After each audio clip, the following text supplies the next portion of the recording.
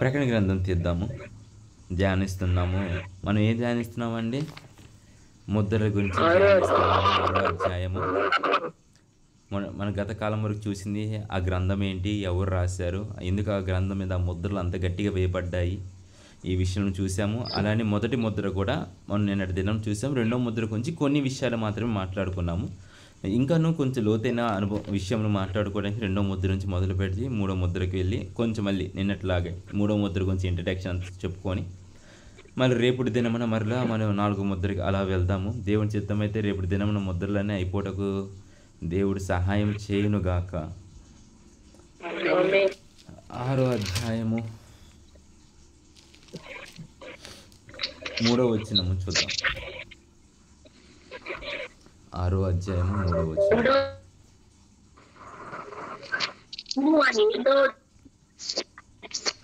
అప్పుడు ఎర్రనిదైన వీరొక గుర్రము బయలువెళ్ళెను.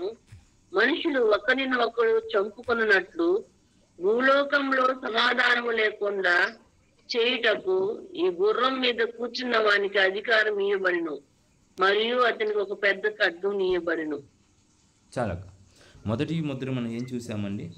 తెల్లని గుర్రం మీద ఉన్న బాణము పట్టుకున్నవాడు. ఈ ఇమేజ్లో అయితే దాని వెనకాల బాణాలు కూడా ఇచ్చారు, కానీ యాక్చువల్గా మనం చదివిన లేఖనం ప్రకారం అయితే బాణం లేదు, ఉట్టి ధనుసు మాత్రమే కనిపించింది అక్కడ. సరే, అయితే ఈ రెండవ దర్శనం, రెండవ ఒక ముద్ర గురించి మాట్లాడుతున్నప్పుడు ఏం కనిపిస్తుంది? ఎర్రనైన గుర్రము, దాని మీద కత్తి, పెద్ద కత్తి పట్టుకున్న ఒక వ్యక్తి కనిపిస్తున్నాడు. దీనికి సాదృశ్యంగా మనం నిన్నటి దినం చూసాం. ఎర్రది అంటే దాని కింద వివరణంగా రాసుకుంటూ వచ్చి చెప్తున్నాడు. ఆయన చెప్తున్నాడు విషయం ఏంటంటే, మనుషులను ఒకరిని ఒకరు చంపుకున్నట్లు భూలోకము సమాధానం లేకుండా చేయుటకు ఈ గుర్రము మీద కూర్చున్న వాడికి అధికారం ఇవ్వబడింది అని మాట్లాడుతున్నాడు. అంటే రెండవ జీవికి ఉన్న అధికారం ఏంటిది?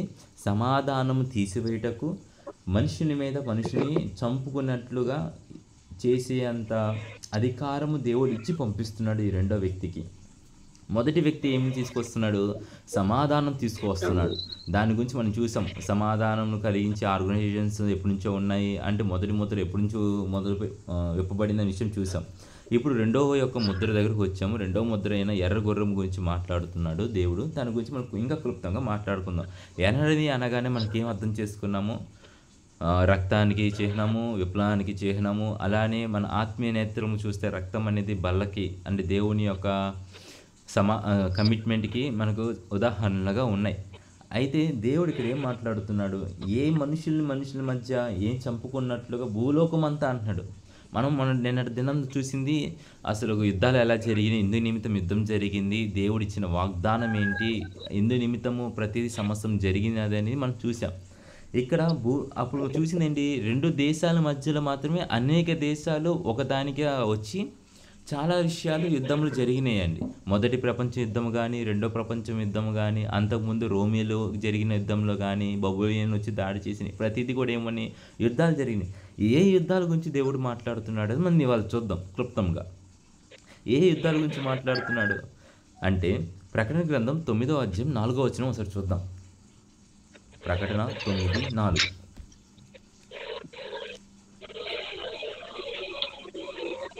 ఈ సంగతి తెలిసిన తర్వాత నేను చూడగా అదిగో పరలోకమందు ఒక తలుపు తెరవబడి ఉండెను.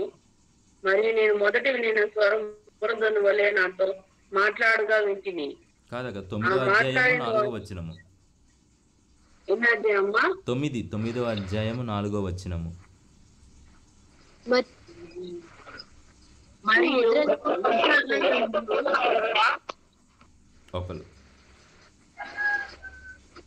మరియు నొసళ్ళ యందు దేవుని ముద్ర లేని మనుషులకే తప్ప భూమిపైనున్న గడ్డికైనను ఏ మొక్కలకైనను మరి ఏ వృక్షమునికైనను హాని కలుగు చేయకూడదని వాటికి ఆజ్ఞ ఇయ్యబడిను.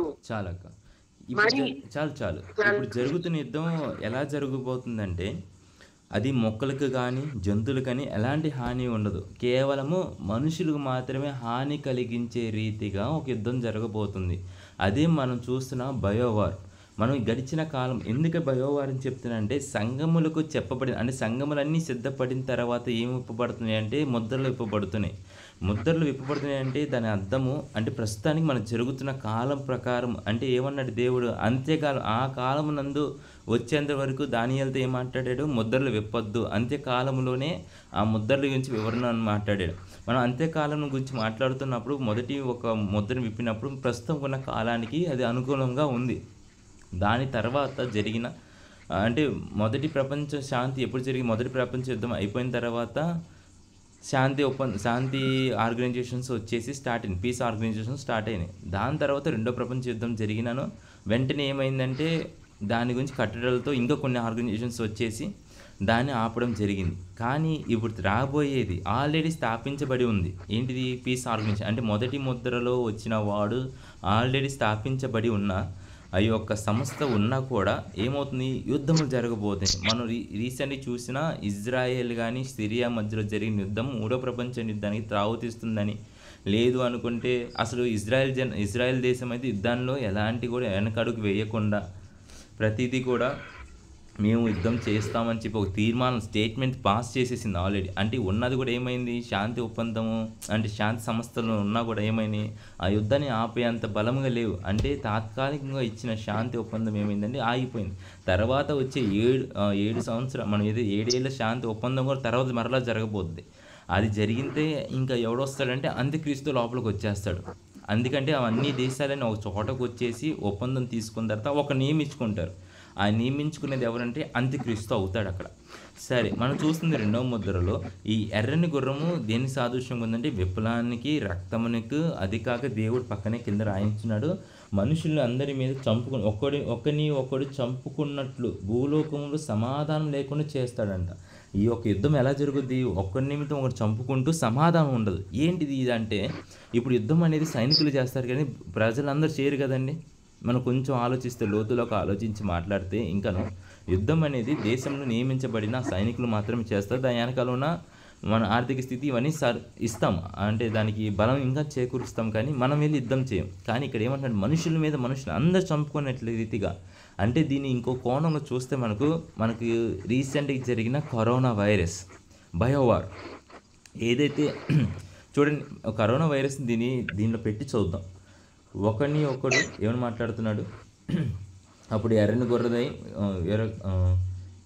బయలువెళ్ళెను, మనుషులను ఒకరిని ఒకడు చంపుకున్నట్లుగా భూలోకంలో సమాధానం లేకుండా చేయుటకు ఈ గుర్రం మీద అధికారం ఇవ్వబడింది అన్నాడు. ఇప్పుడు ఒక మనిషికి కరోనా వచ్చిన తర్వాత ఇంకో మనిషి ఎదురు వచ్చి నిలబడితే ఎవరైనా సరే సమాధానంతో అంగీకరించారండి? లేదు కదా. ఒక మనిషిని ఒక ఆయుధం లేకుండా క్యారీ చేశాడు ఇంకో మనిషి దగ్గర. అంటే తను ఉన్న సూక్ష్మ జీవుల ద్వారా, అంటే ఆ వైరస్తో వచ్చి తుమ్మిన, మాట్లాడిన, తగ్గిన వెంటనే ఏమైంది, అది వెంటనే స్ప్రెడ్ అయ్యి అంటుకొని ఇలా వేలాది మంది కోట్లాది మంది చనిపోవడానికి దారి తీసింది.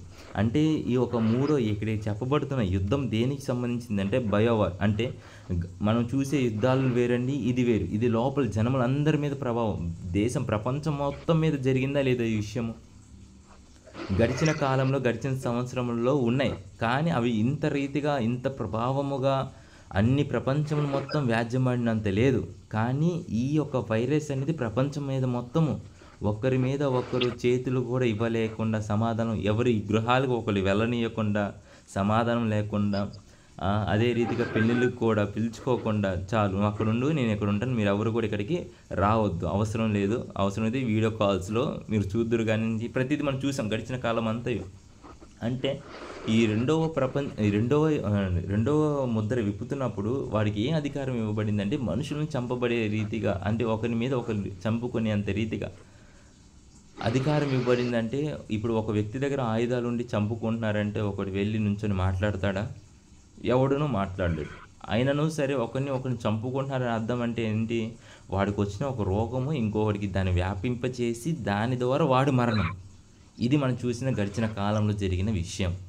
ఇంకను దీని గురించి మాట్లాడాలనుకుంటే ముందుగానే దీని గురించి ప్రవచన రీతిగా రాయబడి ఉంది. హేజ్కేలు గ్రంథం చూడగలిగితే మనం హేజ్కేలు 39వ అధ్యాయం 11వ వచనం చూద్దాం. దీని గురించి హేజ్కేలు ప్రవక్త ద్వారా మాట్లాడుతున్న విషయం 39:11. హేజ్కేలు 39వ అధ్యాయము 11వ వచనము.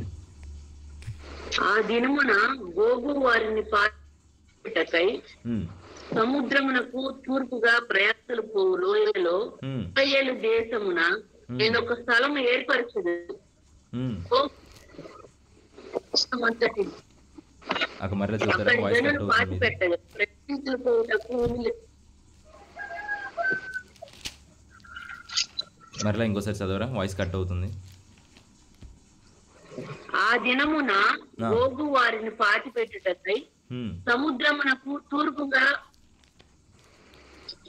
ఇశ్రాయేలు నేను ఒక ఏర్పరిచేదను. గోగును అతని సైన్యమంతటిని అక్కడి జనులు పాతి పెట్టగా ప్రయాణస్తులకు పోవుటకు వీలు లేకుండాను ఆ లోయకు హమోనోగు అని పేరు పెట్టిదురు. అంటే అక్కడ పాతి పెట్టడానికి వెళ్ళడానికి కూడా ఎవరికి అనుమతి లేదు, చుట్టూన్న వాళ్ళకి ఎవరు రావడానికి వీలు లేదు. వాళ్ళని మాత్రమే తీసుకెళ్ళి పూర్తి చేసి, ఇది గత కాలంలో మనం చూసామే లేదా? ప్రతి ఒక్కరు మాస్కులు పెట్టుకొని సమాధుల దగ్గరికి అందరూ వెళ్ళారా? లేదు. ఎవరు పూడ్చాలో వాళ్ళు జాగ్రత్త పెట్టి సమాధిని ఎవరిని కూడా రానియకుండా. ఇది ఎప్పుడు చెప్పింది? పాత నిబంధన గ్రంథం హెజ్కేలు కాలంలోనే దేవుడు మర్మంతో మాట్లాడాడు. జరగవలసిన కాలంలో అంత్య దినంలో జరగవలసిన ప్రతిదీ దేవుడు ముందుగానే, అందుకే చెప్పాను నేను అటు దినమున మన పితరులు అంత్యకాలపుని యొక్క ఆలోచనలు వాళ్ళకు ఉన్నాయి. ఎందుకంటే దేవునికి నడిచిన నడక అలాంటిది, వారి పరిశుద్ధాత్మలో నడిచిన నడక అలాంటిది, విశ్వాసంలో నడిచిన నడక అలాంటిది. కాబట్టి అంత్యకాల దినములు జరగవలసినవన్నీ వారు మన పితరులందరికీ దేవుడు బయలుపరుచుకుంటూనే వచ్చాడు. అందుకని ఇక్కడ చూడండి ఎంత క్లియర్గా రాసి ఉన్నదో. వారు మరణించిన తర్వాత అక్కడ ప్రయాణించేటకు ప్రయాణికులకు కూడా అనుమతి లేదంట, అసలు ఎవరినూ రావడానికి లేదు. అదే విషయంలో కింద మాట్లాడతాడు 39వ అధ్యాయం 15వ వచనం చూస్తే, దేశంను సంచరించుచున్నవారు తిరుగులాడుచుండగా మనుషుల శైలి ఒక్కటైనను కనబడిన ఎడల పాతిపెట్టువారు హోమోనోగు లోయలోని దానిని పాతిపెట్టే వరకు అక్కడ వారైందన ఒక ఆనవాళ్ళు పెట్టుదరంట. అంటే ఒక ఎముక దొరికినను శరీరంలోంచి ఏది జరిగినా సరే, అంటే అక్కడ సూక్ష్మజీవులు ఎలా మొత్తం స్ప్రెడ్ అవుతుందని చెప్పేసి ఒక బ్యాగ్లో కట్టేసి వాళ్ళు జాగ్రత్త తీసుకెళ్ళి ఆ ప్రదేశంలో ఒక చోట ఏదైతే నిర్మించారో కోవిడ్కి ఒక ప్రాంతం ఇచ్చినట్టు ఇచ్చి తవ్వేసి వాళ్ళని సమాధి కార్యక్రమం చేసినట్టు చేసి, ప్రతిదీ మనం దేవుని లేఖనం నుంచి సూష్టిగా మాట్లాడితే ఆ రెండో ముద్ర దేనికి ఆనవాలం ఉందంటే జరిగిన కోవిడ్కి. దీనికి కొంచెం బలంగా ఎక్కువ చూపిస్తుంది. ఇంకా ఇదే విషయం మత్తయి సువార్త 24వ అధ్యాయం 32వ వచనంలో కూడా మాట్లాడుతున్నాడు. మత్తయి సువార్త 24వ అధ్యాయం 32వ వచనం.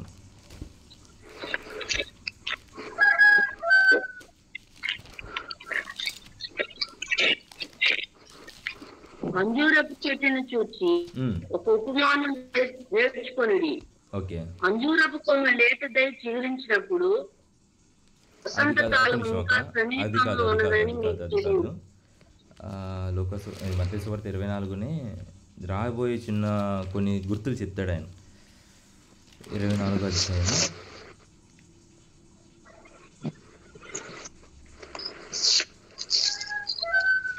7వ వచనం. 6వ వచనం నుంచి చూద్దాం. 6వ వచనం కూడా చూద్దాం. మరి మీరు యుద్ధములు గూర్చియు యుద్ధ సమాచారములు గూర్చియు వినబోదురు. మీరు కలవరపడకుండా చూచుకొనుడి. ఇది జరగవలసి ఉన్నవని అంతము వెంటనే రాదు. జనముల మీదకి జనములు, రాజ్యం మీదకి రాజ్యము లేచును. ఇవి మనం చూస్తున్న 7 ముద్రలో ఒక్కోటి క్రీస్తు ముందుగానే శిష్యులు వచ్చి నీ రాజ్యము నీ రాకడ ఎలా ఉంటుందంటే ముందుగానే చిన్న చిన్న గ్లింప్స్ ఇచ్చాడు. వీటి వివరణని మనం చదువుతున్న ప్రకటన గ్రంథంలో 6వ అధ్యాయంలో ఒక్కొక్క ముద్రకి ఇవ్వబడిన విశేష సంగతులు ఏమని అంటే యుద్ధములు జరుగుతాయి అంటే సమాచారం గురించి వినబోతారు. ఇప్పుడు ఈ రెండో యొక్క గుర్రము యొక్క అధికారం ఏమిచ్చాడు? యుద్ధమే కదా. అంటే ఈ విషయంలో జరుగుతున్నాయి. ఏ సంవత్సరంలో జరిగినంతగా ఈ సంవత్సరంలో అనేక సార్లు చూసాము. ఇంకనూ ఉక్రెయిన్ రష్యా యుద్ధం జరుగుతూనే ఉంది. అలానే పాలిస్తాన్కి ఇజ్రాయెల్కి గొడవ జరుగుతూనే ఉంది. అలానే పాలిస్తాన్కి చుట్టూ ఉన్న ప్రాంతాలు ఏదైతే అరబ్ దేశాలు ఉన్నాయో వాటికి యుద్ధాలు జరుగుతున్నాయి. ఆఖరి మన దేశము ఏదైతే పాకిస్తాన్తో యుద్ధం ప్రకటించి యుద్ధము చేసింది. ప్రతి చోట్ల కూడా ఏమైంది? యుద్ధం సమాచారము భయంకరంగా మనం విన్నాం ఈ సంవత్సరంలోనే. దానికన్నా ముందు ఏం చూసాము? బయోవార్ కూడా చూసాం. ప్రతిదీ కూడా బయోవార్ చూసిన తర్వాత మనకు తెలియాల్సింది ఏ విషయం అంటే ఏదైతే కోవిడ్ ముందు వచ్చిన పాండమిక్ కొన్ని ఉన్నాయి. బ్లడ్ ఫ్లూ ఒకటి, దానికి ముందు ప్లేగు వ్యాధి ఒకటి, ఇలా కొన్ని సంవత్సరాల క్రితం కొన్ని జరిగినాయి. కానీ ఇంతగా ఏ సంవత్సరం జరగలేదు. అంటే ఇప్పుడున్న రాయబడిన ప్రతిదీ కూడా జరిగిన ప్రతి విషయం కూడా ఒక చోట తీసుకొచ్చి మనం గురించి మాట్లాడుకుంటే ఈ రెండవ గుర్రానికి ఇవ్వబడిన అధికారం అనేది జరిగింది త్రూ ద కోవిడ్ విషయంలోనే ముందు జరిగింది. దాని విషయమే మనకు హెజ్కేల్ గారు ముందుగానే చెప్పారు.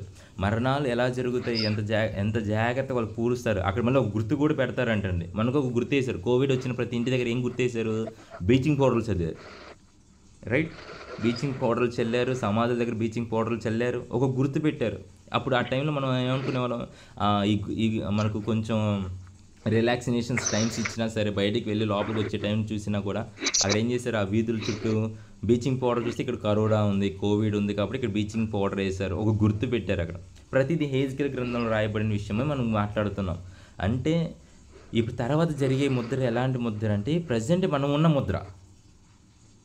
మూడవ ముద్ర దేనికి సాదృశ్యంగా ఉందంటే, మొదటి ముద్ర ఆల్రెడీ చూసాము, రెండవ ముద్ర జరిగిపోయి ఉంది, ఇప్పుడు చూస్తుంది ఎన్నో ముద్ర అవుతుంది, మూడో ముద్రలో ఉన్నాం. ఏంటి ఈ మూడో ముద్రకి వెళ్తే సంక్షోభం. ఇప్పుడు కోవిడ్ వచ్చిన 2 సంవత్సరాలు మనం కోవిడ్ లాక్డౌన్లో ఉన్న తర్వాత ఎవరైనా సరే ఫైనాన్షియల్గా మరలా తిరిగి కట్టుకోగలిగారా? ఇంకనూ కొంచెం వెనక్కి వెళ్ళిపోయాం. సేవింగ్స్ అన్నీ అయిపోయినాయి, ఆర్థిక స్థితి కొంచెం వెనకపడ్డాం, అన్నింటిలో కొంచెం అప్పులు అయ్యాము. మనం ఏదైతే దాచిపెట్టుకున్నాం ప్రతి సొమ్ము అనేది ఏమైంది, ప్రతిదీ కూడా సంక్షోభానికి గురయ్యాం. ఈ సంక్షోభం గురి అయినది గురించి మాట్లాడితే మూడో ముద్ర అవుతుంది. అంటే ప్రతి ముద్రకి ఏమైంది, ఒక చైన్ లింక్గా వెళ్తున్నాం. ముందు శాంతి ఒప్పందాలు వచ్చినాయి, తర్వాత యుద్ధాల గురించి మనం మాట్లాడాము. యుద్ధంలో కొంచెం తీవ్రత పెరిగింది. మనం ఒక విషయము చివరికి వస్తున్నామంటే తీవ్రత పెరుగుద్ది. తీవ్రత పెరిగే కొద్దీ ఏమవుతుంది, చివరి ముగింపు వస్తుంది. ఇప్పుడు ఒక విషయం మన జీవితంలో జరుగుతుంది అనుకోండి, అది జరుగుతున్నప్పుడు ఇంకా తీవ్రత దాలుస్తుంది అనుకోండి, పెద్దది అవుతుంది అనుకోండి, దాని అర్థము ఇంకా చివరిలో ఉన్నాము. చివరిలో అది ఖచ్చితంగా ఏమవుతుంది, ముగించబడుద్ది. అది ఏ విషయంలో అయినా ఎలా అయినా సరే. ఇది కూడా అంతే. యుద్ధం జరుగుతున్నప్పుడు మనకేం చేస్తాం, ఫస్ట్ వార్లో తుపాకుల గురించి మనం మాట్లాడాం, సెకండ్ వార్లో న్యూక్లియర్ బాంబ్స్ తయారు చేశారు, ఇప్పుడు జరుగుతున్న కాలంలో ఏమి ఎక్కువ చూస్తున్నాం, బయోవార్. అంటే ఒక యుద్ధము చేస్తే అక్కడున్న చెట్లు కూడా, అంటే ఇప్పుడు న్యూక్లియర్ బాంబ్ రిలీజ్ చేసి అనుకున్నాం అనుకోండి, ఏమవుతుంది, చుట్టూన్న చెట్లు కానీ జంతువులు కానీ చనిపోతాయి. అదే మొదటి ప్రపంచ యుద్ధం తీసుకున్న దాంట్లో పాల్గొన్న జంతువులు ఉన్నాయి. అంటే దేవుడు ప్రకటన గ్రంథం 9వ అధ్యాయంలో ఏమని మాట్లాడుతున్నాడు, చెట్లకైనాను జంతువులకైనాను ఏ హాని జరగకూడదు. దేనికి జరగాల, మనిషిని మాత్రమే హాని జరిగే రీతిగా. అంటే రోగములు పుట్టించే సైన్స్ డెవలప్మెంట్తో వచ్చే వైరస్లు, బయోవార్, దీన్ని బయోవార్ అని పిలుస్తారు. ఇది ఎక్కువ జరిగింది కూడా. అంటే ఇప్పుడు రెండవ ముద్ర విప్పబడిందంటారా, విప్పబడలేదంటారా? నేనైతే విశ్వసిస్తాను, ఖచ్చితంగా విప్పబడింది. ఎందుకంటే అంత్యకాలంలో ఈ యొక్క మర్మాలు బయటకు వస్తున్నాయి. ఇంకా మత్తయి సువార్త ఒక చోట రాయబడుతుందండి, వర్సెస్ దొరకలేదు, నాకు వచనం దొరకలేదు. భూమి మీద లేచి ఒక విశ్వవాయువు పొగ కూడా వస్తుంది, ఇది జరగవలసినదే అని దేవుడు జరగవలసిన వాటి విషయం నుంచి. కరోనా ఎలా వచ్చింది, ఒక వాయువు ద్వారా కదా, ఒక విశ్వవాయువు. అది మనం గాలి పీల్చడానికి కూడా ఎంత భయపడిపోయాం బయట, అంత రీతిగా. అంటే ఇది మనం ఖచ్చితంగా చెప్పొచ్చు, నిశ్చయముగా మనం ఉన్నది అంత్య దినంలోనే రాకడ సంభవిస్తుంది, రాకడలో త్వరగా ఉంది. అందుకే నేను నిన్న దినం కూడా అన్నాను, ఈ తరంలో కానీ వచ్చే మన పిల్లల తరంలో కానీ ఖచ్చితంగా ఎత్తపడతాం. దీనికంటూ మనం సిద్ధపడాలి. సరే, రెండో ముద్ర గురించి ఇంతలాగా మాట్లాడాము, మరి మూడో ముద్ర గురించి కూడా మాట్లాడదాం. నిన్నటి దినం నుంచి దీని గురించి విషయాలన్నీ మనం ఎక్కువ మాట్లాడాం. ఎలాంటి మరణాలు సంభవిస్తాయి అనేది ఈ దినం మనం మాట్లాడుకున్నాము. ఇప్పుడు మూడో ముద్ర గురించి పోదాం. దాని కింద చదవండి అక్క. ఆయన మూడవ ముద్ర విప్పినప్పుడు రమ్ము అని మూడవది చెప్పుట వింటిని. నేను చూడగా ఇదిగో ఒక నల్లని గుర్రం కనపడెను, దాని మీద ఒకడు త్రాసు చేత పట్టుకుని కూర్చుండి ఉండెను. మరియు దేనారమునకు ఒక సేరు గోధుమలనియు దేనారమునకు 3 సేర్లు యావలనియు నూనెను ద్రాక్షరసమును పాడు చేయవద్దనియు ఆ 4 జీవుల మధ్య ఒక స్వరం పలికినట్టు నాకు వినబడెను. ఇదిగోండి, మూడవ గుర్రం పేరేంటి, నల్ల గుర్రం. గుర్రం అనగానే సాదృశ్యం ఏం చూసాము, ఆత్మ అని సాదృశ్యం చూసాం. పైనుంచి వచ్చేవాడు ఏంటంటే ఒక శోధన, ఒక శ్రమ తీసుకొచ్చేవాడిగా చూస్తున్నాం. ఈ మూడో దాంట్లో ఏమైనా ఉన్నాడు, నల్లది దేనికి సాదృశ్యంగా ఉందండి, నల్లది ఏం సాదృశ్యిస్తుంది, చింతకి, బాధకి, చేదుకి. అందుకే కదా మనం చనిపోయిన వాళ్ళ దగ్గర కూడా ఎక్కువ ఏ బట్టలు వేసుకు వెళ్తాము. ఇప్పుడంటే తల వేసుకెళ్తున్నాం, కానీ ఒకప్పుడు కాలంలో ఎలా వేసుకెళ్ళేవాడంటే నలుపు. సమాధులు తీసుకెళ్ళే వ్యాన్ ఏ కలర్లో ఉండేది, నల్లగా ఉండేది. ఇప్పుడు రంగులు దించేసారులే కానివ్వండి. ఆ టైంలో అన్ని నలుపు దేని సాదృశ్యంగా ఉందంటే వీటికి సాదృశ్యంగా ఉంది. ఆత్మీయ నేత్రులకి ఏది సాదృశ్యంగా ఉందంటే చీకటికి సాదృశ్యంగా ఉంది. సాతాను యొక్క క్రియలకి సాదృశ్యంగా ఉంది. పాపం చేయవాడు ఎందులో చేస్తాడు? చీకటిలోనే చేస్తాడు. ఎవడికి కనిపించకుండా ఉండినట్లుగా వాడు ఏం చేస్తాడు? వెలుగులో కనపడకుండా చీకటిలోనే ఉంటకు వాడు ఇష్టపడి చీకటిలోనే పాపం చేస్తాడు. చీకటి నలుపు దేనికి సాదృశ్యంగా ఉందని చీకటికి సాదృశ్యంగా ఉంది, సాతానికి సాదృశ్యం కూడా ఉంది. సరే, దీనికి మనం లోకానుసారంగా చూస్తున్నాం. ప్రజెంట్ ఇవన్నీ జరుగుతున్నాయి, ఇందులో జరుగుతున్నాయి, లోకం మీద జరుగుతున్నాయి కాబట్టి లోకానుసారంగానే మాట్లాడాలి. ఇప్పుడు లోకానుసారంగా నలుపు దేనికి సాదృశ్యంగా ఉంది? చింతకి, బాధకి, వేదనకి, వీడికి సాదృశ్యంగా ఉంది.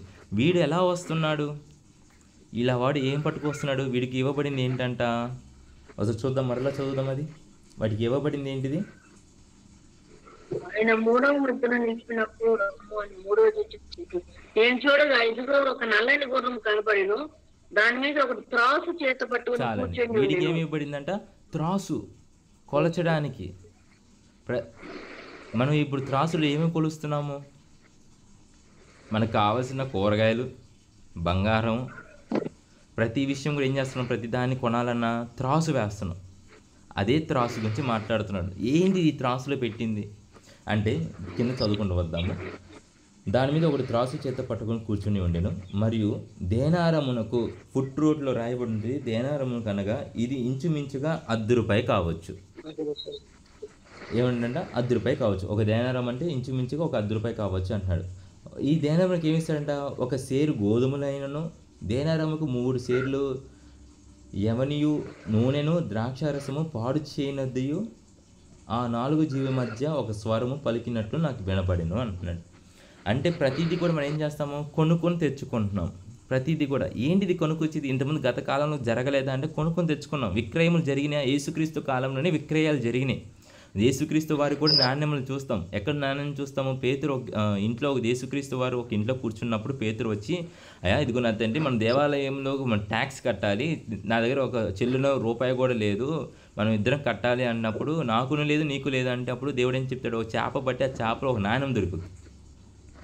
ఆ నాణ్యం తీసుకెళ్ళి కడతారు. అంటే ఆ క్రీస్తు కాలంలో ఏమున్నాయి? విక్రయములు ఉన్నాయి, మనం అర్థం చేసుకోగలిగితే. అది కాక మనం ఇంకా వివరిస్తే కానుక పెట్టే దగ్గర స్త్రీ, విధవరాలు స్త్రీ కానుక వేయడము, దాని గురించి మాట్లాడవచ్చు. మరి పాత నిబంధన గ్రంథంలో క్రీస్తు రాకముందు ఏమున్నాయి అంటే, ఒక వస్తువు ఇచ్చి ఇంకో వస్తువు తీసుకునేవాళ్ళు. రైట్, మన దేశంలో కూడా అది జరిగింది. దాని తర్వాత నిదానంగా ఏమైందంటే ₹1 అంటే ఇంట్రడ్యూస్ చేశారు, నాణ్యాన్ని ఇంట్రడ్యూస్ చేశారు. ఆ నాణ్యం ప్రకారము విక్రయములు క్రయములు జరుగుతూ వచ్చినాయి. అది క్రీస్తు వారి కాలంలో కూడా జరిగినాయి. కానీ ఇక్కడ చెప్పబడుతున్న ఈ తొలలను ఏమున్నాయి? ఇవి కూడా అప్పుడు కూడా కొన్నాం కదా. మరి ఇప్పుడేం కొనేది ఏంటంటే, మనం మాట్లాడుకున్న 2వ ముద్ర ఎప్పుడైతే విప్పబడుతుందో సంక్షేమం వస్తుంది, కరువు వస్తుంది. ఈ కరువు నిమిత్తము కొనవలసిన వాడు కూడా కొనలేకపోతున్నాడు. లేదంటే అక్కడ నాణ్యము వివరించవలసిన అవసరం ఏముంటుంది? అంతకుముందు దానికి వేరేది ఇచ్చేవాడు. ఇప్పుడు ఏం చేస్తున్నాడు? తూల్చి ఇస్తున్నాడంట. కరెక్ట్ సరిపోతుందా లేదా, ఈ రూపాయికి ఇది సరిపోతుందా లేదా తూల్చి, అంటే దానికి అవసరం ఉన్న, అంటే ఆ రేటు తగ్గినట్టుగా వాడు ఇస్తున్నాడు. ఇంతకుముందు ఇచ్చేసేవాడు, పైన ఎంతో వేసుకుని ఇచ్చేసాడు. కానీ ఇప్పుడు ఎవరైనా ఇస్తున్నాడనట్ట. కొట్లో అంతకుముందు మన పాతకాలంలో ఏమనేవాళ్ళంటే కోస ఏదో అనేవాళ్ళు, అంటే కొంచెం ఎక్కువ ఇచ్చి పంపించేవాళ్ళు అన్నమాట. కానీ ఇప్పుడు ఇస్తున్నారా? రేటే తగ్గించేస్తున్నారు, అంటే కరెక్ట్గా తూచి ఇస్తున్నారు. ఎందుకని? ఆర్థిక ఇది లేదు, పడిపోయింది. ఎకానమీ రేట్ పడిపోయింది. ఎందుకు? కోవిడ్ వల్ల 2 సంవత్సరాలు మనం ఉండడం వల్ల లోపల. అందుకే చెప్పాను, ప్రతిదానికి ఒకటి ఏమున్నాయి అంటే లింక్ ఉన్నాయి. ఇది మనం లోకానుసారంగా చూడాలి. ఎందుకంటే ఇవి లోకంలో జరుగుతున్న విషయాలు కాబట్టి, ఈ ముద్రలు అందరి మీద జరుగుతున్న విషయంలో కాబట్టి ఈ సంక్షోభం ఎవరు పట్టుకొస్తాడు? 3వ ముద్రలో వేయబడిన వాడు నల్లని గుర్రం మీద పట్టుకొని వస్తాడు. కరువు వస్తుంది. ఇదే విషయం ఇర్మియా గ్రంథము 14వ అధ్యాయము 1-3 వచనాలు రాయబడి ఉంటుంది. చూద్దాం. ఇర్మియా 14:1-3. తర్వాత విలపములు 4:8 కూడా తీసి పెట్టండి. ప్రస్తుతానికి ముందు మనం ఇర్మియాకు చూద్దాం. ఇర్మియా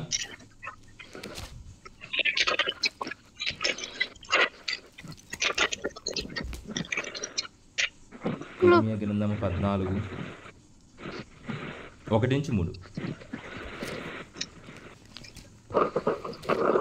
కరువు కాలమున జరిగిన దానిని గూర్చి ఇర్మియాకు ప్రత్యక్షమైన యెహోవా వాక్కు, యూదా దుఃఖించుచున్నది, దాని గుమ్మములు అంగలార్చుచున్నవి. ఉమ్, జనులు విచారగ్రస్తులై నేలకు వంగుదురు. ఎరుషలేము చేయు అంగలార్పులు పైకెక్కుచున్నవి. వారిలో ప్రధానులు బీదులు వారిని నీళ్లకు పంపుచున్నారు. వారు చెరువుల ఎద్దుకు రాగా నీళ్లు దొరకటలేదు. వట్టి కుండలు తీసుకుని వారు మరలా వచ్చుచున్నారు. సిగ్గును అవమానం నొందిన వారే తమ తలలు కప్పుకొనుచున్నారు. చాలు. ఇవి ఇక్కడ జరుగుతున్న విషయములన్నీ దేనికి సాదృశ్యం ఉన్నాయి? నలుపుకు సాదృశ్యం ఉన్నాయి. అంటే వాళ్ళు ఏం పడుతున్నారు? బాధ, చింత. అందుకని నలుపు దేనికి సాదృశ్యంగా ఉంది లోకానికి?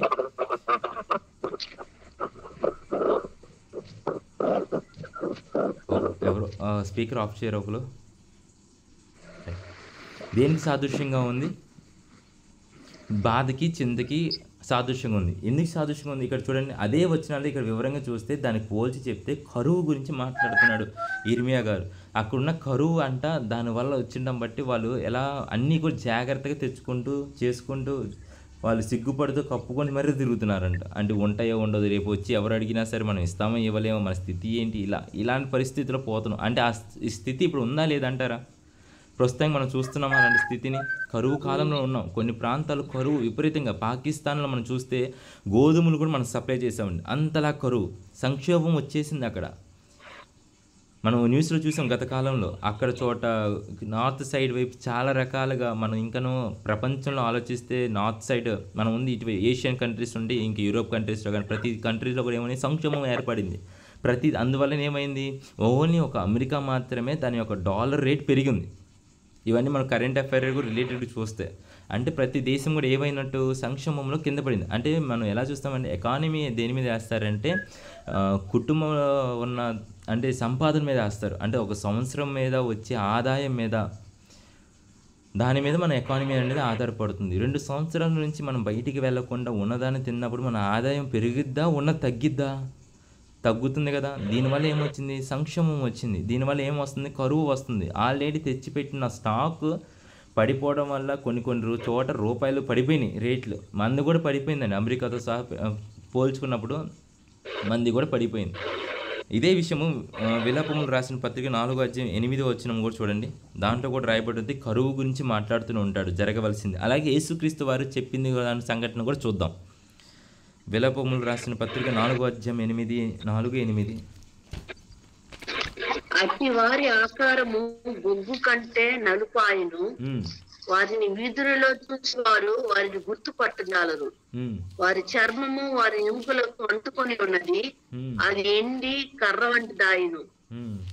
క్షామహతులు భూఫలములు లేక పొడవబడి క్షీణించిపోయిదురు. ఖడ్గహతులు క్షామహతుల కన్నా భాగ్యవంతులు. చాలు. ఇక్కడ ఏం చూస్తున్నాం? మళ్ళా సంక్షోభం. నల్లనిది దేనికి సాదృశ్యంగా ఉంది? నల్లగా వచ్చే గుర్రానికి సాదృశ్యంగా మాట్లాడుతున్నాడు. ఇంకా వివరంగా మనం ఇంకా మాట్లాడుకుంటే నజరేయుడైన యేసుక్రీస్తు వారు జరగవలసిన విషయం నిమిత్తం ముందుగానే చెప్తున్నారు. ఏమని చెప్తున్నారు? మత్తయి సువార్త 20:2 చూద్దాం. మత్తయి సువార్త 20:2. ఇవన్నీ దేనికి సాదృశ్యంగా అంటే జరుగుతున్న కరువు నిమిత్తం. ఇప్పుడు మనం ఎక్కడ ఉన్నామంటే స్టార్టింగ్లో ఉన్నాం, సంక్షోభానికి దగ్గర మొదట్లో అడుగులో ఉన్నాం. ఉండే కొద్ది ఏమవుద్దంటే ఇది ఎక్కువై కరువుగా దాలుస్తుంది. తినాలనుకునేవాడు తినలేడు, తాగుదాం అనుకునేవాడు తాగలేడు. ప్రతిదీ కూడా ఇంకెందుకు ఎలా అవుతాయి అంటే మనం చుట్టూ అనేది కూడా ఏమవుతుంది? కలుషితం అయిపోద్ది. ఎందుకంటే రెండో ముద్ర ఏమైంది? వాయువు. అంటే మనం చెప్పాము బయోవార్లో బయటికి రావడానికి ఇబ్బంది అయిపోతాము. ఇంకనూ జరుగుతాయి, ఇవన్నీ ఇంకనూ ఎక్కువ జరుగుతాయి. అంటే మూడో ముద్రలో మనం మొదట్లో ఉన్నాం కాబట్టి నీళ్లు త్రాగడానికి కూడా వీలు లేకుండా మనం మొన్న చూసినట్లయితే న్యూస్లో చూస్తుంటే గుంటూరులో ఒక ప్రాంతంలో నీళ్లు తాగినందున రోగం వచ్చి మరణాలు జరుగుతాయని చెప్పి న్యూస్ హైలైట్ అయింది. ఏమైందని చూస్తే తర్వాత వాటర్లో ఏం దొరికింది? యురేనియం దొరికింది. యురేనియం దేనికి వాడతారంటే న్యూక్లియర్ పవర్ ప్లాంట్లో పవర్ జనరేషన్స్ కోసం, అంత పవర్ ఎనర్జీ కన్జ్యూమ్ చేయడానికి కోసం వాడతారు. ఈ యురేనియం యొక్క అవశేషాలు దేంట్లో దొరికినాయి? నీళ్ళు దొరికి తాగి చనిపోయారు. అది తాగడం కూడా ఏ నీళ్ళు పడతాయి? నీళ్ళు ఏమవుతున్నాయి? కష్టమవుతుంది. మనం కొనుక్కొని తాగాల్సి వస్తుంది. ప్రతిదీ కూడా దేని మీద ఆధారపడుతున్నామని వాడు పట్టుకొచ్చిన తొల మీద ఆధారపడుతుంది. అందుకని మన వాళ్ళు ఏమంటారు? ఎవరైనా పేరు ముందుగానే జరిగింది చెప్పాడు ఆయన, ఇలానే మంచినీళ్ళు కూడా కొనుక్కుంటారు. మంచినీళ్ళు కొనుక్కునేది ఏంటి అని చెప్పి బ్రహ్మం గారు రాసిన వాటిలో ముందుగానే చెప్పారని ఆయన చెప్పేది ఏంటి? ముందుగానే మన దేవుడు మనకు బయలుపరిచాడు. ఆయన ఎప్పుడు జరిగింది? ఆయన కన్నా ముందు రాయబడింది ఇది. ఇక్కడున్న విషయాలే కొన్ని ఆయన రాశాడు. మీరు జాగ్రత్తగా ఆ విషయాలన్నీ చూస్తే మీరు జరిగిన సంఘటనలన్నీ కూడా బైబిల్లో రాయబడి ఉన్నవే ఉంటాయి ఎక్కువగా. అంటే ముందుగానే దేవుడు తన యొక్క బిడ్డలకి జరగవలసిన యొక్క విషయమును తెలియజేయాలని చెప్పి రాయించి పెట్టాడు. అది కూడా ఎప్పుడు బయలుపడతాయి అని చెప్పాడు ఆయన. అంత్యకాలము జరుగుచున్న ఆ కాల సమయంలోనే వారికి ఏమవుతుంది, జ్ఞానము ద్వారా వాళ్ళు గమనిస్తే దగ్గరికి మాట్లాడుకుంటే అన్నీ ఒక చోట తీసుకొస్తున్నప్పుడు ఈ ముద్రలు ఇప్పబడ్డాయా లేవా అనేది వారు గ్రహిస్తారు. సో ఇది దేనికి సాదృశ్యం? మత్తయి సువార్త 20:2 కూడా చూడండి అమ్మా. దినములకు ఒక దేనారము చొప్పున పనివారితో ఒడంబడి తన ద్రాక్ష తోటలోనికి వారిని పంపెను. చాలు తర్వాత అతడు ఇక్కడ వాటి కొంచెం విందాము. దీనారం అంటే ప్రతిరోజు రోజుకి కూలి, ఆ స్థితికి పోతాం. దేనికోసం? ద్రాక్షరసం, మనం ఆహారం కొనుక్కొచ్చుకుంటకు దాన్ని తెచ్చుకునేందుకు. అంటే ప్రతిరోజు మనం దేనికి వెళ్ళిపోయాం?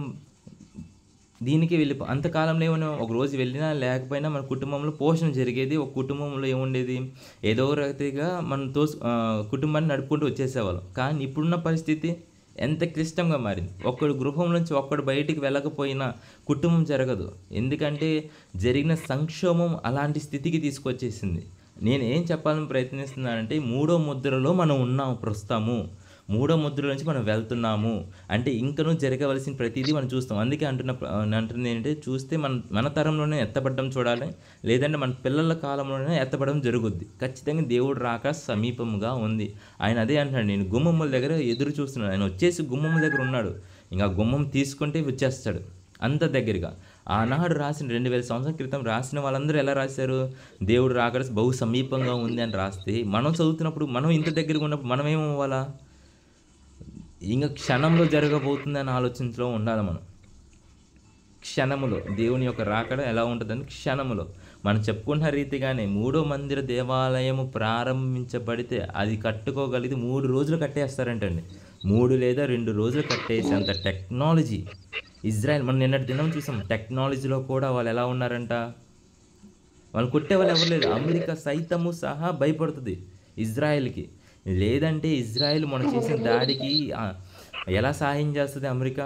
ఎందుకంటే వాళ్ళ దగ్గర ఉన్న టెక్నాలజీ కానీ, వాళ్ళు పండించే పంటల యొక్క టెక్నాలజీ కానీ, వాళ్ళు వాడే టెక్నాలజీ కానీ ఏదైనా సరే.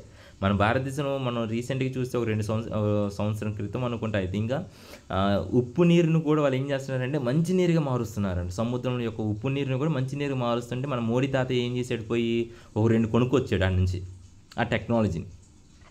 ఇక్కడ కూడా ట్రై చేద్దాము, ఇక్కడున్న వాటర్ కూడా వర్కౌట్ అవుతాయి లేదు చూద్దామని చెప్పి తీసుకొచ్చాడు. అంటే ప్రతిదీ అన్ని రంగములలో కూడా ఆశీర్వదించబడి అభివృద్ధి చెంది టెక్నాలజీ పరంగా అన్నిట్లోనూ కూడా ఉన్న ఇజ్రాయిల్ ఆ పరిస్థితిలో మనం నడిపిస్తున్నాడంటే ఆలోచించండి. దేవుడు రాక బహు సమీపంగా ఉంది. అంత టెక్నాలజీ ఉన్నప్పుడు వాళ్ళు ఎంతసేపు ఎంత వేగంగా కడతారు. మనమే చూసాం జగన్ కాలంలో ఉన్నప్పుడు, జగన్ పరిపాలన టైంలో ఉన్నప్పుడు ఇల్లుని 24 గంటలు కట్టారు. రైట్, చిన్న ఇల్లు ప్లాస్టిక్ చూపించారు మోడల్ ఇల్లు అని చెప్పేసి 24 గంటలను 48 గంటలను కట్టారు. 2 రోజులు కట్టేశారు. ఒక ఇల్లుని 24 గంటలు కట్టగలిగారంటే దేవాలయాన్ని వాళ్ళు 2 రోజులు కట్టలేరంటారా? అంత టెక్నాలజీ పెట్టుకొని.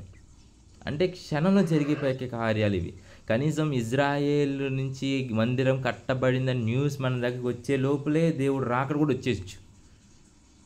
అంత బహు సమీపంగా ఉన్నాం మనం. ఈ విషయం గురించి మనం ఇందాక చదివాం. మత్తయి సువార్త 24:32 ఒక ప్రవచన ద్వారంగా మాట్లాడతాడు దేవుడు. 24:32 ఒకసారి చూస్తే, అంజురపు చెట్టును చూసి ఒక ఉపమానం నేర్చుకొనిడి. అంజురపు కొమ్మ లేతనై చిగురించున్నప్పుడు వసంతకాలము ఇంకనూ సమీపముగా ఉన్నదని మీకు తెలియను. దేనికి సంబంధించి చెప్తున్నాడంటే రాకడ గురించి మాట్లాడుతున్నాడు. అంజురపు చెట్టు దేనికి సాదృశ్యంగా ఉందంటే ఇజ్రాయెల్కి సాదృశ్యంగా ఉంది. చిగురు దేనికి సాదృశ్యంగా ఉందంటే పుట్టడానికి సాదృశ్యంగా ఉంది. అంటే అన్నింటిలో కూడా దానికి ఏమి ఇవ్వబడింది? దేశం అనే ముద్ర ఇవ్వబడింది. అంటే ఇవి జరిగినప్పుడు మీరేం ఆలోచించాలా? ఆ సమీపముగా ఉంది, ఆ కాలం సమీపముగా ఉంది. వసంతకాలం అంటే వసంతకాలం అంటే ఏ కాలం అండి? కోతకాలమే కదా. వసంతకాలంలో మనం కోత కోస్తాము. అంటే దేవుడు రాక ఎందులో ఉంది? ఆ వసంతకాలంలో జరుగుతుంది. అంటే ఈ చిగురించబడినది ఫలించి ఇప్పుడు మనం ఏం చేస్తున్నామంటే పంట వేస్తున్నాం. అందుకే దేవుడు అంటాడు, పంట అధికంగా ఉంది, కోయేవారు పనివారు లేరంట, కోతవారు లేరు, కోసేవారు లేరు. అంటే కోయడం కోసం దైవజనులు పంపిస్తున్నారు. అంటే ఇప్పుడు ఎదిగిన వాళ్ళందరినీ ఏం చేయాలా? సరైన మార్గంలో పెట్టాలి. ఒక దినం వచ్చినప్పుడు దాన్ని దేన్ని పరీక్షిస్తానంటున్నాడు? అగ్నిలో వేస్తాడు. ఎవరు పరిచర్య ఎలా ఉందనేది, అది రాయిగా ఉందా లేక కర్రగా ఉందా, ఒక గడ్డి వలె ఉన్నది అని దేని మీద పెడతాడు? అగ్ని అని ఒక శ్రమ వచ్చినప్పుడు దాంట్లో అందరూ తెలిసిపోతారు.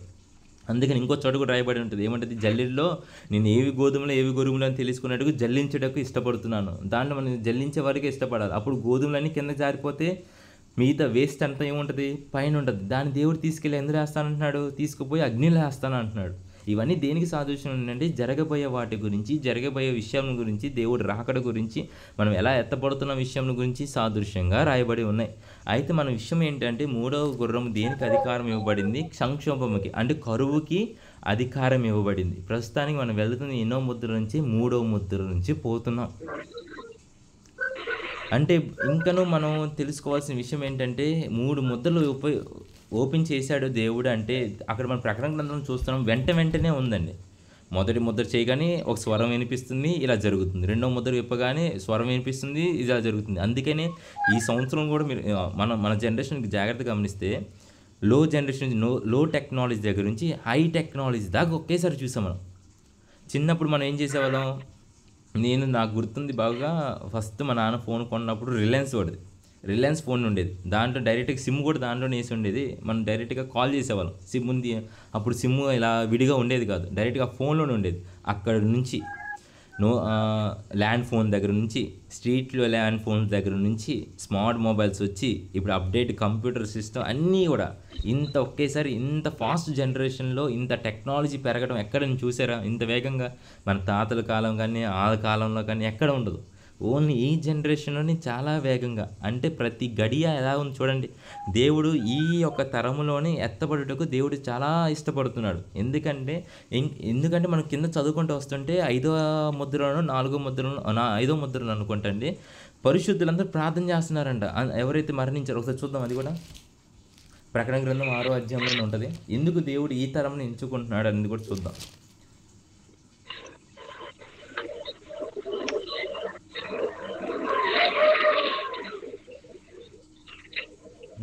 9వ వచనం చూద్దాం.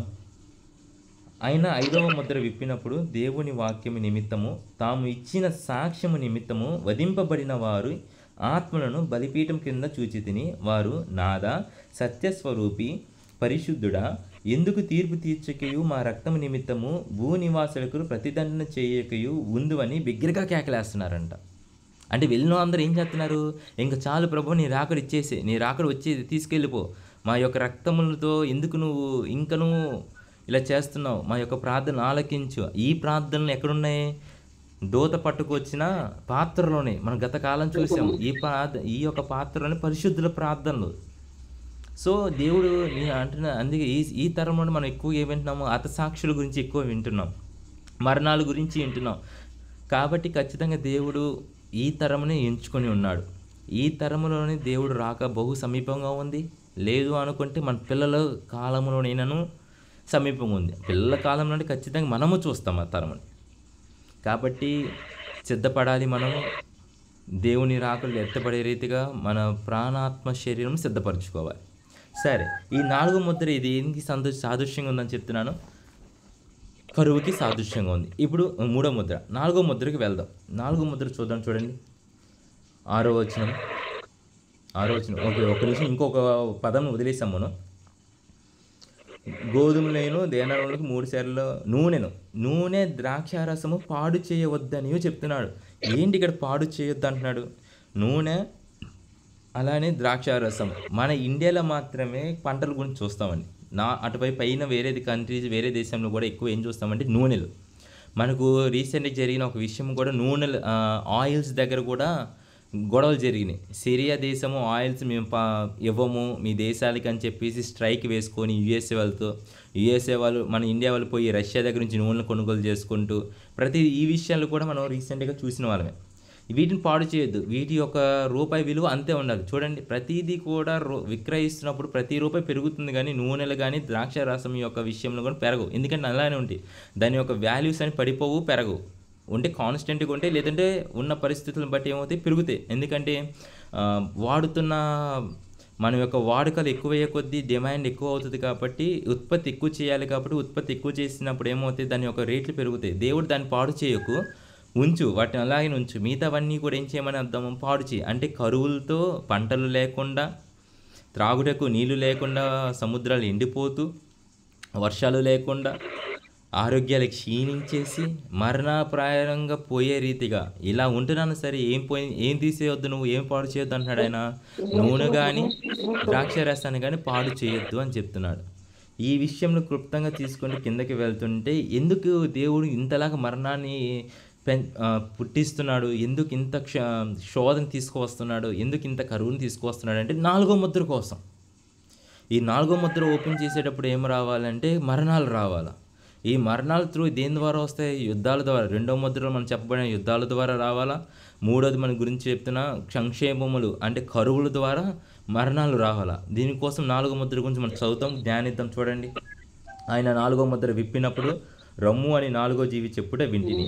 అప్పుడు నేను చూడగా ఇదిగో పాండురపు వర్ణము గల ఒక గుర్రము కనపడిను. దాని మీద కూర్చున్న వాని పేరు ఏంటంటే మృత్యువు, అంటే మరణం. అంటే చివరి 4వ గుర్రం తీసుకొచ్చేది ఏంటిదంట, మన మీదకి మరణాన్ని తీసుకురావాలి. మృత్యువు పాతాళ లోకపు వానికి వెంబడించెను. ఖడ్గములను, కరువులను, మరణము వలనను, భూమిలో నుండి కోర మృగములైనను, భూనివాసులను చంపుటకు భూమి యొక్క 4వ భాగమైన అధికారము వారికి ఇవ్వబడిందంట. భూమిలో 4వ భాగము వాడికి ఇచ్చాడు. దేనికి ద్వారా? ఇప్పుడు మన పైనుంచి చదువుకొచ్చిన ఒక్కొక్క ముద్రకి ఒక్కొక్క ప్రణాళిక ఉందా లేదా? ఆ మరణాన్ని తీసుకురావడానికి కోసం దేవుడు ఏ ముద్ర ఇచ్చాడు? మొదటి ముద్రలో శాంతి ఒప్పందం చేస్తున్నట్టు కొంతకాలము, అది తాత్కాలికమైన సమాధానం కాదు, కొంతకాలం సమాధానం ఏర్పరిచి యుద్ధములు జరిగించి దాని తర్వాత ఒక శాంతి ఒప్పందాన్ని కలిగజేసి ఒక నియమించి దాని మీద తర్వాత వచ్చే కరువు నిమిత్తం మరణాలు వచ్చే రీతిగా 4వ ముద్రని ఎంచాడు. అంటే ప్రతి ముద్రలో కూడా దేవుడి యొక్క ప్రణాళిక చూడండి ఎంత స్పష్టంగా, దేవుడు రాక నిమిత్తం ఎంత ప్రణాళికతో దానియేలు చేత రాయించాడు. ఈ విషయాలన్నీ దానియేలు గారే రాశారండి. అందుకని దానియేలు గ్రంథం నిన్నటి దినం చదివాం. ఇవన్నీ రహస్యములన్నీ నువ్వు ముద్ర వేసి దాచిపెట్టు, ఇవి ఇంకని ఈ సమయంలో రావాల్సినవి కాదు అని చెప్పి మనం ప్రకటన గ్రంథంలో చెప్పిన 1వ అధ్యాయం 3వ వచనముగా కాలం సమీపమించున్నది, వీటి గురించి ధ్యానించేవాడు, గ్రహించేవాడు ధన్యుడని మాట్లాడుతున్నాడు మరలా. అంటే ప్రతి విషయం కూడా దేవుడు చాలా ప్రణాళికలతో సిద్ధముగా ఉన్నాడు.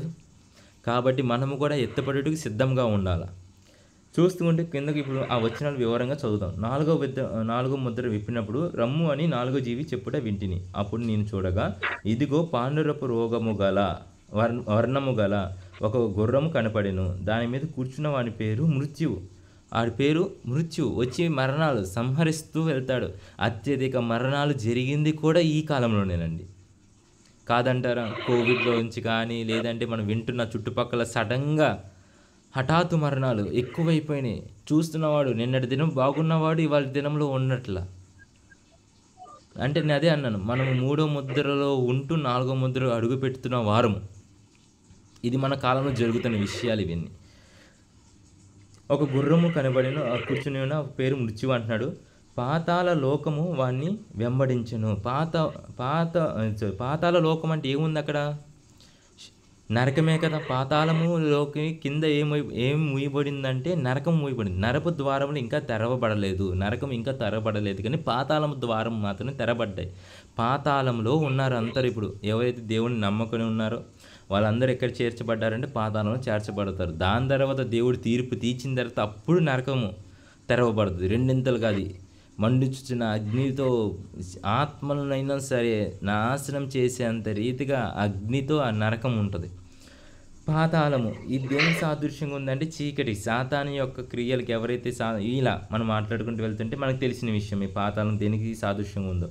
వాడిని వెంబడించును. ఆ యొక్క మృతి వెనక ఏం వెంబడిస్తుందంటే పాతాళం. అంటే దేవుని సువార్త అనేది ఇంకా నాకు తెలిసి వినిపించకపోతున్నప్పుడే మనుషులు మరలా పాత జీవితంలోకి వెళ్ళినప్పుడు వాళ్ళు పాపంలో పడతారు, పాపంలో ఉంటారు. ఆ మృతి వచ్చినప్పుడు ఆ పాతాళంకి అధికారం ఇచ్చబడి ఆ పాతంలో చేర్చబడుతూ ఉంటారు. రైట్? ఇలా వెళ్తున్నప్పుడు వారికి వెంబడించినాము. ఖడ్గములను అంటే యుద్ధములు, మనం చెప్పుకున్న యుద్ధములను, కరువులను, మరణము వలనను, భూమిలో నుండి క్రూర మృగములను, భూనివాసులను చంపుటకు భూమి యొక్క 4వ భాగము వాడికి అధికారం ఇవ్వబడింది. ఇవన్నీ జరగాల. అంటే ఇప్పుడు దాకా మనం ఏం చూసాము? యుద్ధములు చూసాము, కరువులు చూసాం. ఇంకా చూడవలసింది ఏంటిది? క్రూరమైన మృగాలు రావాలి. అందుకని శాస్త్రవేత్తలు అంటున్నారు, ఏలియన్స్ వస్తున్నారు, ఏలియన్స్ కనిపిస్తున్నాయి, అక్కడ ఇక్కడ కనిపిస్తున్నాయి. ఏంటి అంటే ఆది కాండంలో రాయబడి ఉంటుందండి, మనుషుల కుమారులు దేవుని కుమారులతో సేవించిన తర్వాత వాళ్ళు నెఫ్తానీయులను కంటారు, వాళ్ళు కొంచెం మనుషులు కాదు, కొంచెం విచిత్రంగా ఉంటారని వర్ణన ఉంటుంది ఆది కాండంలో. దేవుని చిత్తం అయితే ఈసారి మనం మాట్లాడుకుందాం దాని గురించి. వాళ్ళని మన వాళ్ళు ఏమంటున్నారంటే ఏలియన్స్ అని ప్రకటిస్తున్నారు. అనేక గ్రహాల మీద ఉన్నాయని. గ్రహంలో దేవుడు ఏం మాట్లాడుతున్నాడు? భూమి మీద మాత్రమే దేవుడు మనిషిని సృజించాడు. దేవుడు భూమి మీద మనిషిని సృజించినప్పుడు మనం సైంటిస్టులు ఏది మార్స్ గ్రహాన్ని శాటిలైట్లు పంపించి లేదంటే కనిపించి అక్కడ మనం నివసించడానికి జీవులు ఉన్నాయి, ఇక్కడ కూడా జీవులు ఉన్నాయి అని చెప్పి ఒక నిర్ధారణకు వచ్చారు గడిచిన కాలంలో. దేవుడు ఏం మాట్లాడుతున్నాడు? భూమి మీద మాత్రమే నేను తయారు చేశానని చెప్తున్నప్పుడు మరి అక్కడ ఉన్న వాళ్ళు ఎవరు? ఈ నఫ్తానీయులు, అంటే సాతాను యొక్క అనుచరులైన వీళ్ళు ఆ యొక్క గ్రహాల మీద ఉన్నారు. వీళ్ళు వస్తారు. వీళ్ళు వచ్చినప్పుడు శాంతి ఒకడు వస్తాడు. ఇప్పుడు అంత్యక్రీస్తు పని. ఎందుకంటే వాళ్ళు వచ్చినప్పుడు యుద్ధంలో ఏం చేయనీయకుండా ఏం చేయనీయకుండా వాడు శాంతి ఒప్పందంతో వాళ్ళతో మాట్లాడి ఆ క్రూర మృగముగా, మరి ఎలా వస్తాయని క్రూర మృగాలు ఎక్కడి నుంచి రావాలంటే అక్కడి నుంచే రావాలి కదా. మరి ఆ దేశాల మీద వ్యాజ్యం ఇవన్నీ జరగవలసినవి. ఇవి మనం చూడవాలి. ఇంకా అంటే ఇప్పుడు దాకా మనం చూసిన కాలం ఏంటిది? కరువు, యుద్ధములు. అంటే 3 ముద్రలు ఏమైనా ఓపెన్ చేయబడ్డాయి. ఇప్పుడు జరగవలసింది 4 ముద్రలు ఉన్న క్రూర మృగాలు రావాల్సి ఉన్నాయి. వీటి గురించి ఇంకా క్లుప్తంగా మనం రేపటి దినం మాట్లాడుకుందాము. ఇప్పుడు దాకా మనకు జరిగిన ఈ 3 ముద్రలు ఓపెన్ చేయబడ్డాయా, ఓపెన్ చేయలేదా? దేవుడు ఓపెన్ చేశాడు, మనం చూస్తున్నాం. ప్రతి పరిస్థితి నుంచి మనం వెళ్తున్నాం కాబట్టి గ్రహిస్తున్నాం. కాబట్టి వాళ్ళు దేని నిమిత్తం అంటున్నాడు దేవుడు? వీళ్ళ నిమిత్తం ధన్యులు అంటున్నారు.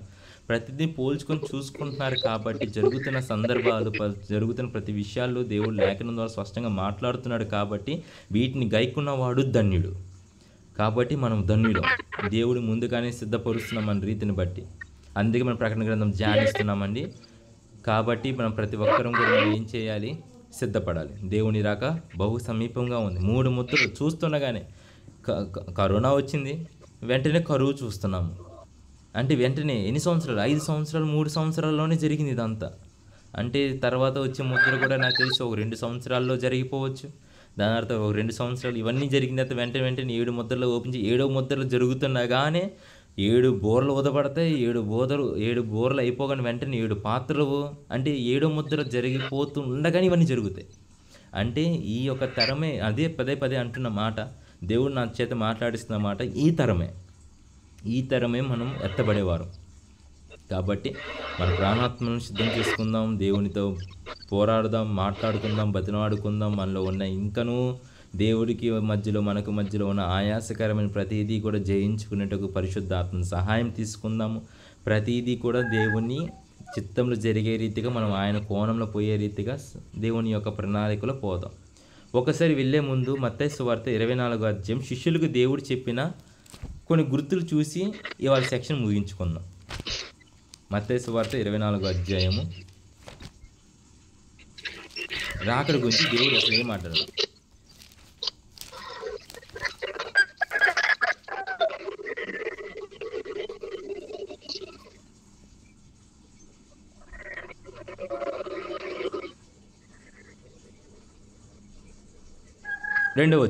మూడవ వచనం చూద్దాం.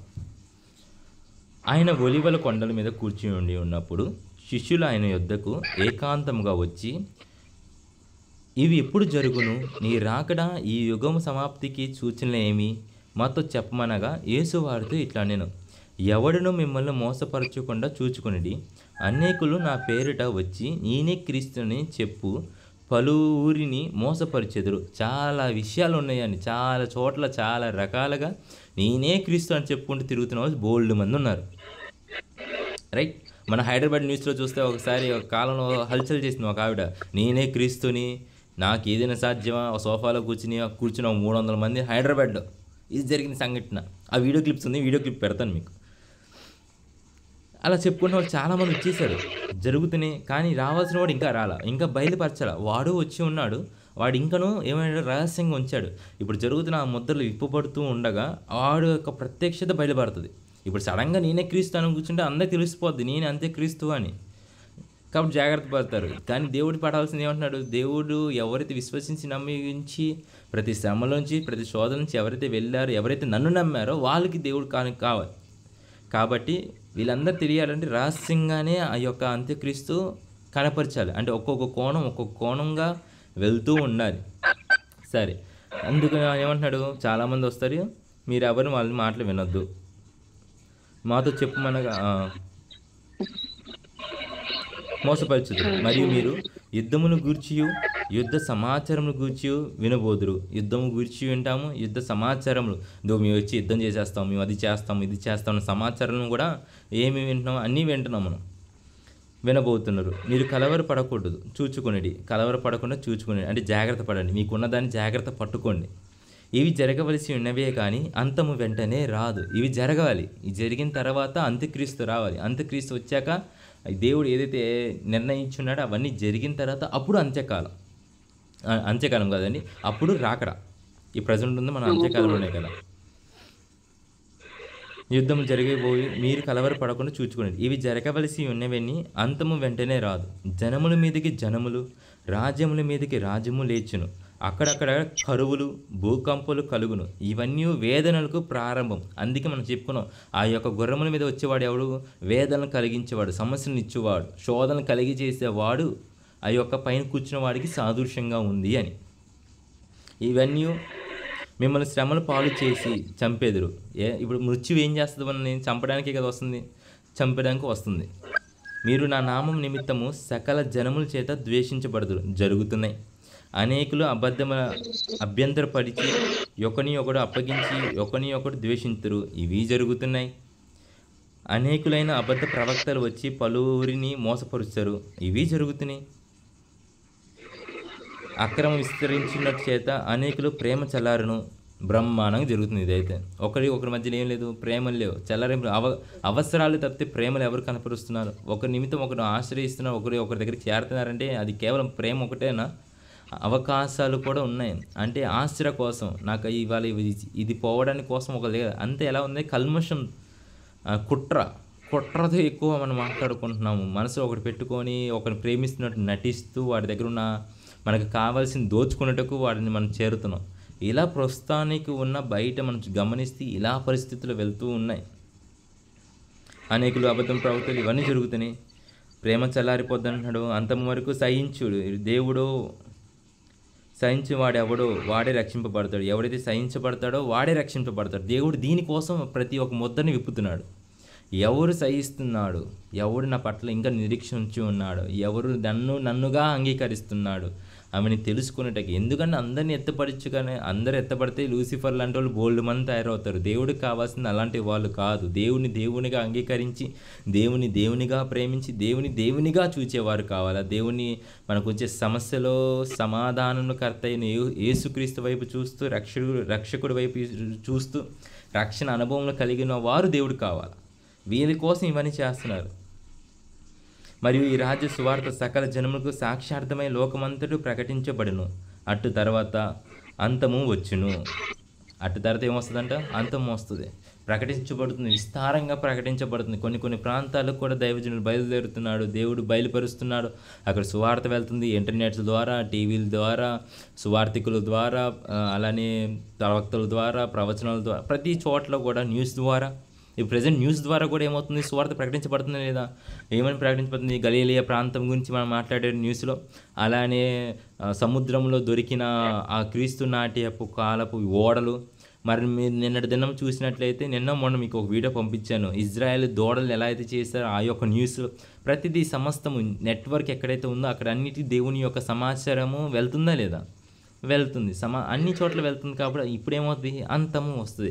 అందుకే నేను అంటున్నాను, ఈ తరము కానీ మన పిల్లల తరంలో కానీ ఏముంటుంది, ఖచ్చితంగా రాకడ ఉంటుంది. దీనికోసం మనం ఎత్తబడే రీతిగా మన ప్రాణాత్మను శరీరములను సిద్ధపరచుకుందాం. సాయంకాలం మనందరం చోట చేరి దేవుని ఆరాధిస్తూ, చెప్పాను కదండి, అంశము కూడా మీతో చెప్పాను, దహన బలుల గురించి విందాము. 5 రకములైన బలులు ఉన్నాయి. ఇది ఏ వారము? 5వ అభిషేకము. 5 దేనికి సాదృశ్యంగా ఉందంటే 5 బుద్ధిగల కన్యకులు, 5 బుద్ధి లేని కన్యకులుగా, 5 దహన బలులుగా, అదే రీతిగా 5 రొట్టెలు 2 చేపలుగా, 5కి సాదృశ్యంగా ఎక్కువగా ఉంది కాబట్టి మంచిది, అందరం వద్దాము, దేవునితో కలుద్దాము, మీకు తెలిసిన వాళ్ళందరినీ పిలవండి, మా దేవుడు జరిగించే కార్యములు, సూర్యకార్యములు చూసే రీతిగా మీ మనసుల్ని ఆత్మతో నింపబడి మీరు ఆ యొక్క ప్రాంతంలో వచ్చినప్పుడు దేవుడు మీతో మాట్లాడి మీకున్న ప్రతి పరిస్థితులను తిరిగి రాసి కథంతా మార్చే రీతిగా దేవుడు మనతో మాట్లాడుదుడు గాక. ఆమె ప్రేయర్ చేసుకుందాం, ప్రార్థన చేసుకుందాం. పరిశుద్ధమైన దేవ, మహోన్నతుడైన గొప్పవాడ, నీకే స్తుతులు స్తోత్రాలు చెల్లిస్తున్నానయ్యా. ప్రేమ స్వరూపైన ప్రభువా,